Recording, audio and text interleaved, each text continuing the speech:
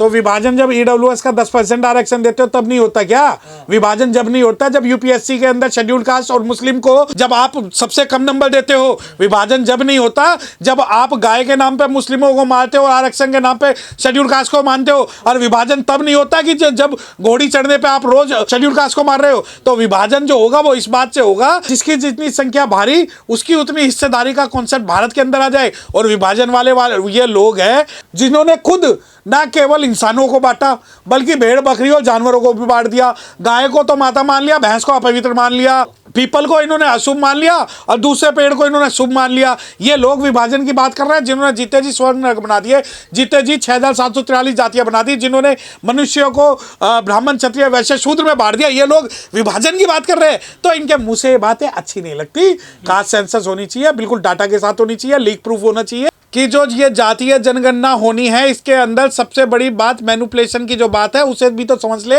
जातीय जनगणना के नाम पे क्या षड्यंत्र हमारे साथ होने वाला है। आप खुश तो हो गए, बड़े छाती पीट रहे हैं कि जातीय जनगणना होगी, जातीय जनगणना होगी, जातीय जनगणना होगी। अरे ये तो बताएं कि जातीय जनगणना में एक कॉलम है कि अगर कोई व्यक्ति अपनी आइडेंटिटी हाइड करना चाहता है तो उसका भी एक कॉलम है। उससे नुकसान है ना। जितने भी अनुसूचित जाति के लोग, अनुसूचित जनजाति के लोग, माइनॉरिटीज के लोग और जो बिल्कुल दूर दराज जंगलों में रहने वाले लोग हैं वो अपने आप को कहीं ना कहीं इस बात से छुपाना चाहते हैं कि उनकी आइडेंटिटी डिस्क्लोज ना हो जाए। अब आ जाओ कि जातीय जनगणना हो गई। मुझे सबसे बड़ा जो संदेह है वो ये है कि जातीय जनगणना के नाम पे फेक डाटा समाज में आएंगे।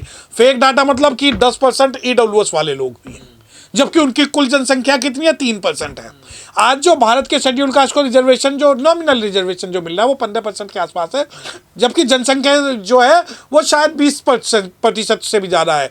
तो अब जब ये डाटा आएगा कास्ट सेंसस का, सबसे पहली बात कि उसकी क्रेडिबिलिटी क्या होगी, क्या वो सही होगा और गलत होगा।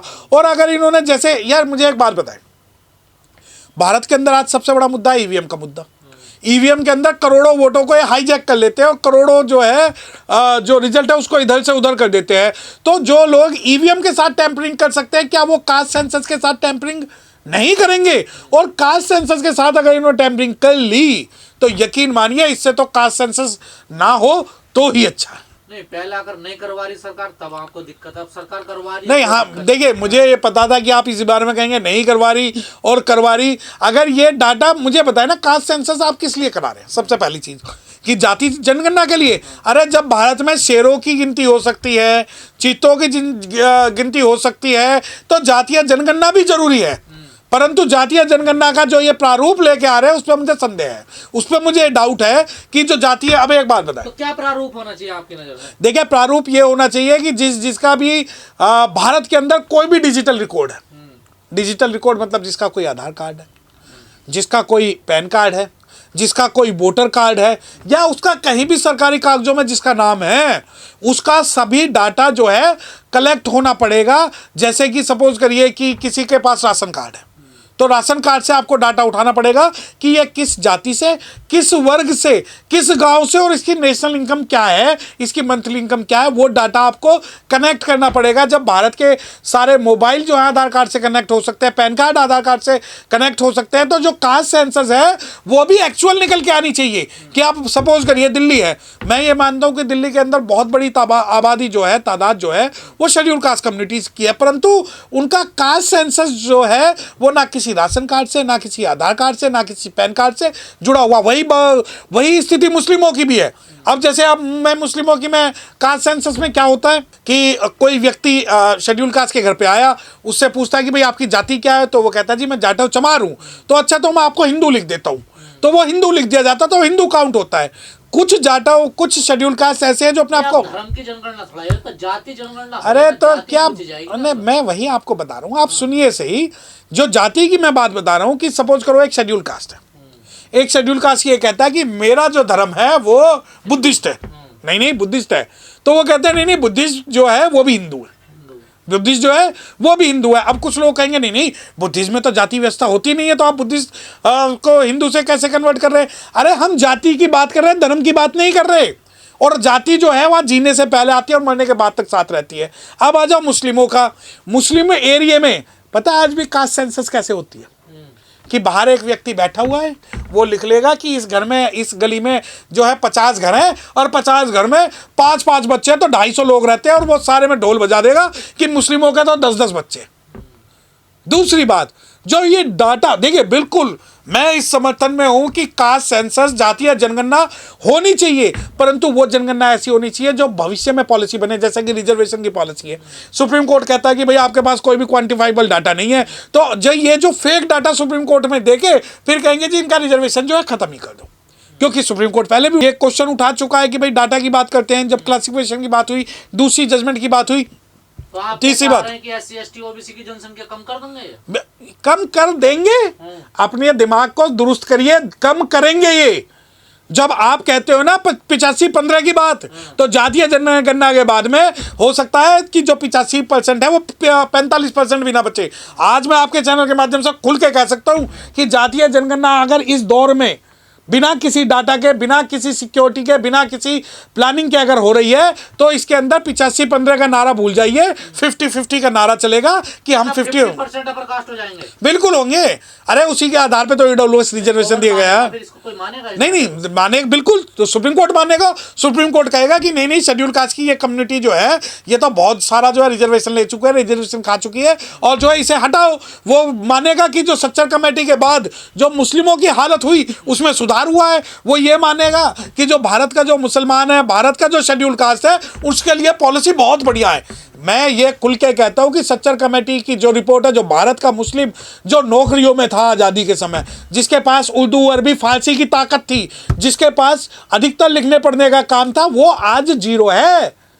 अब जो कास्ट सेंसस आएगी उसके अंदर ये दिखाया जाएगा कि नहीं मुस्लिमों को उनकी संख्या के हिसाब से जो है वो हम संसाधन दे रहे हैं, जबकि ये कास्ट सेंसस जो आज हो रहा है वो एक षड्यंत्र, वो छलावा है। इससे हमें रियल जस्टिस नहीं मिलेगी। अगर आपको रियल जस्टिस दे, बीजेपी करा रही है तो षड्यंत्र है, छलावा। अगर कांग्रेस कराती तो सही होता। ना देखिए, शेर का भाई बघेरा, एक कुद्दन हो दूसरा तेरा। हम तो 1931 की जनसंख्या की बात कर रहे हैं, जब ना कांग्रेस थी ना भाजपा थी। मैंने क्या कहा? हाँ, ये जो कास्ट सेंसस की जो बात है, आप इसे लिंक करिए ना। अगर मुझे कोई ऑब्जेक्शन है, मुझे अपना फॉर्म दिखाइए कि भाई मैं तो सरकार कह रही है डिजिटल होगा सब कुछ। ना डिजिटल तो ईवीएम भी डिजिटल है क्या? उसमें हैक नहीं हो रहा क्या? ईवीएम को हैक नहीं कर रहे? तो सरकार की जो मंशा है, और इस समय पे जब महाबोधि टेम्पल एक्ट आ रहा है, इस समय पे जब वक्फ प्रॉपर्टी एक्ट आ रहा है, इस समय पे जब रिजर्वेशन की बात हो रही है, इस समय पे जब मुस्लिम अपनी रहनुमाई की और अस्मिता की बात कर रहे हैं, ये सारे के सारे जो झुंझुने हैं वो डाइवर्ट करने के लिए ला रहे हैं कि भाई हम अब दूसरी बात आपने कहा कि कोई दूसरी सरकार, इनका जो कास्ट सेंसस करने का जो आज इन्होंने निर्णय लिया है वो स्वागत योग्य है।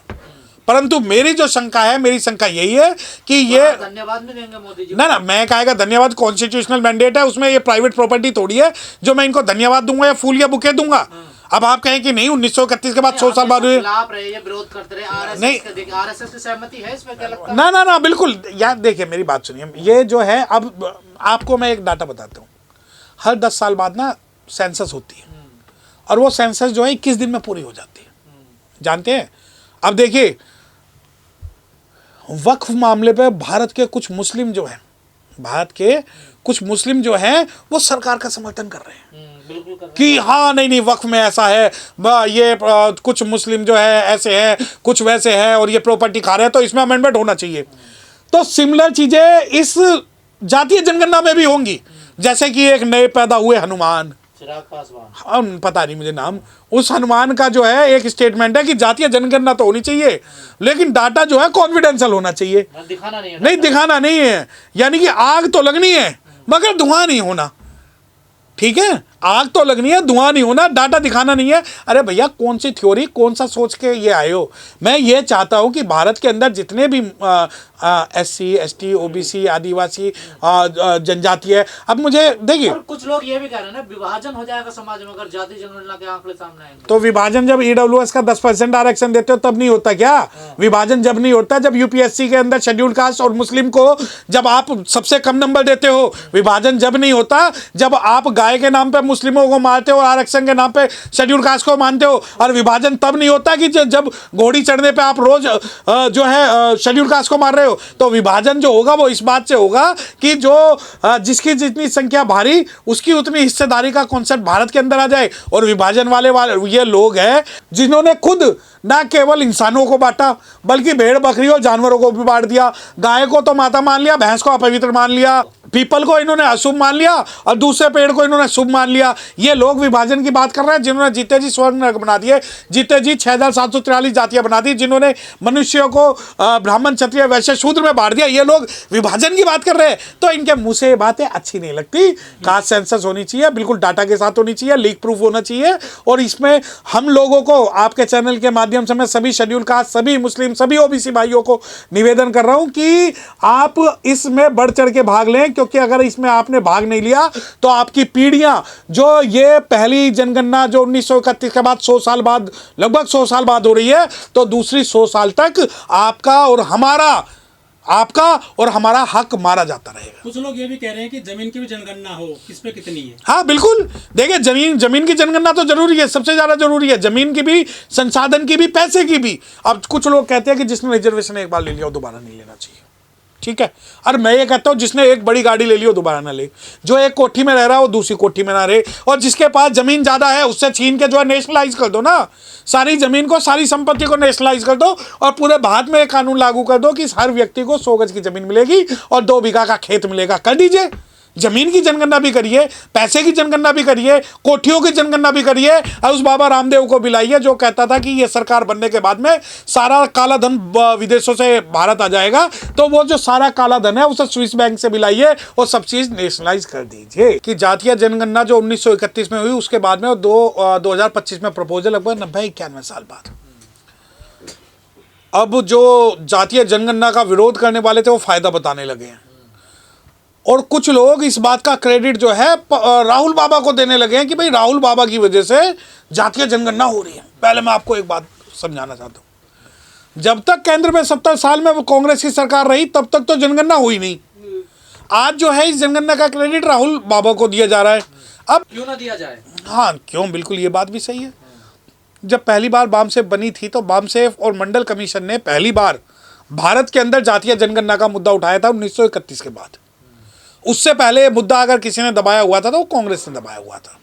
दूसरी बात, अगर आप ये सोचते हैं कि आरएसएस के लोग कांग्रेस में नहीं है तो ये फैक्ट है, इसे चेक करा ले, क्योंकि आरएसएस को बढ़ाने और उसको पैदा करने वाले जो है कांग्रेस के लोग थे। अब आ जाओ कि वर्तमान में कि आरएसएस और संघ के लोग, देखिए एक बात सुनिए,